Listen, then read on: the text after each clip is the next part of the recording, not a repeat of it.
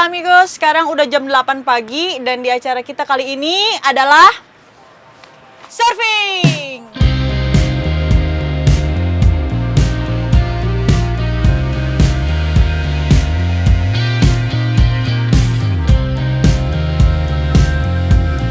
Maka dari itu, hal pertama yang harus kita punya adalah papan surfingnya. Dan ini kita lagi ada di satu toko yang menyewakan papan surfing dengan berbagai macam ukuran. Papan yang aku sewa ini harganya 10 euro. Ini berlaku untuk 1 hari.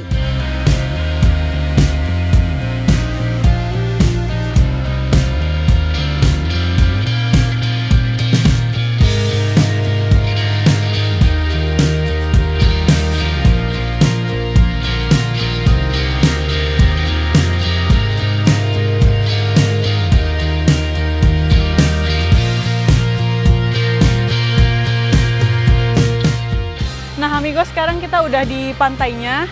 Seperti yang kalian lihat, ini surfboard yang aku sewa kali ini adalah surfboard dari Sponge. Ini softboard. Ini bagus banget buat kalian yang mau belajar kayak aku. Ini kan pertama kalinya aku mau nyoba belajar buat surf. Nah untuk si surfboard sendiri sebenarnya ada banyak macamnya. Salah satunya yang biasa kalian lihat itu untuk pro surfer.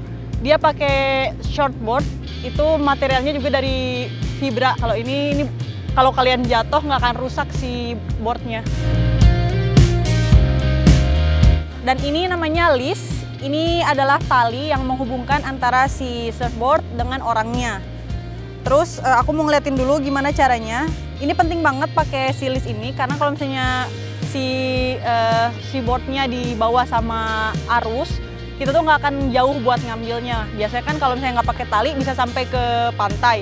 Nah, kalian masih bisa tarik si leash-nya ini dan langsung mulai buat surfing lagi.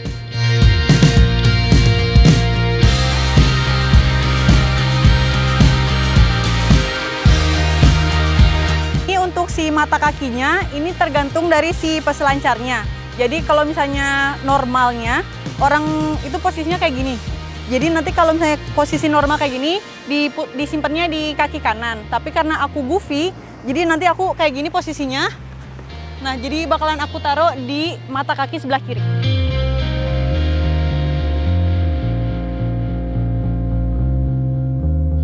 Dan kalau kalian perhatikan, di bagian belakangnya ini ada 3 fin kayak gini. Ini fungsinya agar si papannya nanti nggak licin pas di air, jadi dia memotong si airnya biar lebih stabil.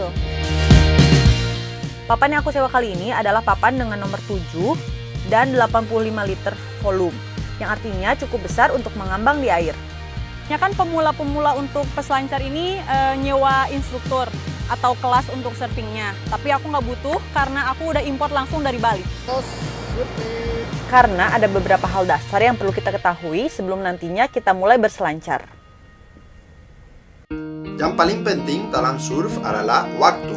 Jadi harus tahu kapan bisa ambil ombak, harus berada di posisi yang tepat. Kita mulai dari posisi awal, berbaring di papan ke arah seperti datangnya ombak. Kalau kita lihat ombak sudah datang, mulailah dayung dengan kecepatan seperti ombak. Saat ombak sudah semakin dekat, kita harus dayung lebih cepat, sampai kita rasa ombak sudah membawa kita. Kesalahan paling umum, biasanya orang-orang berdiri sedikit-sedikit. Mulai dari lutut dulu, lalu kaki, lalu lutut lagi.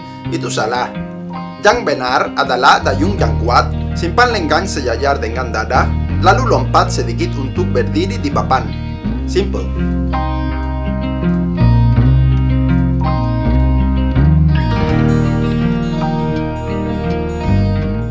Pemanasannya sekarang aku pengen langsung cepet-cepet surfing, tapi sebelumnya kita pakai sunblock dulu.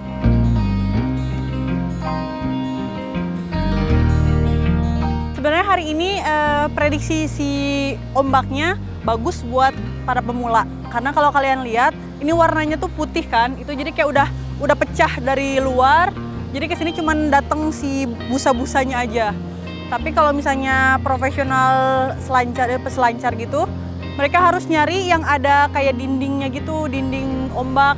Kalau ngelihat di ujung-ujung biasanya ada yang pakai shortboard gitu, dia emang beneran surfing. Kalau buat yang belajar ini nih yang kayak gini, cuman ngambil si putih-putihnya aja. Nah, aku juga bakalan ngambil yang putih-putihnya aja.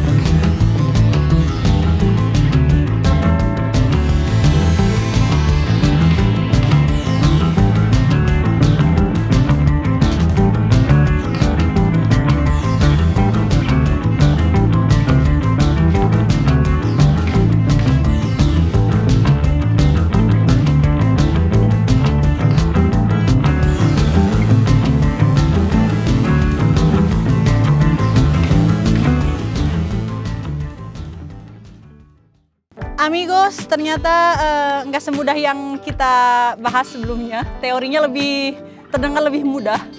Terus tadi aku udah sekitar 2 jam di dalam sana dan cuman bisa berdiri beberapa kali. Nanti kalian bisa lihat kan kayak gimana sih videonya. Susah. Jadi kayak aku ngerasanya buat diri aku sendiri kurang kekuatan yang ada di tangan. Jadi buat loncat langsung gitu tuh susah. Tadi aku lagi-lagi pakai lutut buat berdiri. Nah itu tuh sebenarnya nggak boleh, malah lebih lama buat seimbang di papannya. Ya udah, pokoknya kalau kalian bisa surfing, aku ucapkan selamat karena itu pasti menyenangkan banget kalau bisa ada di dalam dan bisa surfing di ombak. Yang belum bisa harus sabar, latihan terus sampai nanti kalian bisa berdiri. Semoga video ini membuat kalian penasaran gimana rasanya buat surfing. Sampai ketemu di acara kita selanjutnya.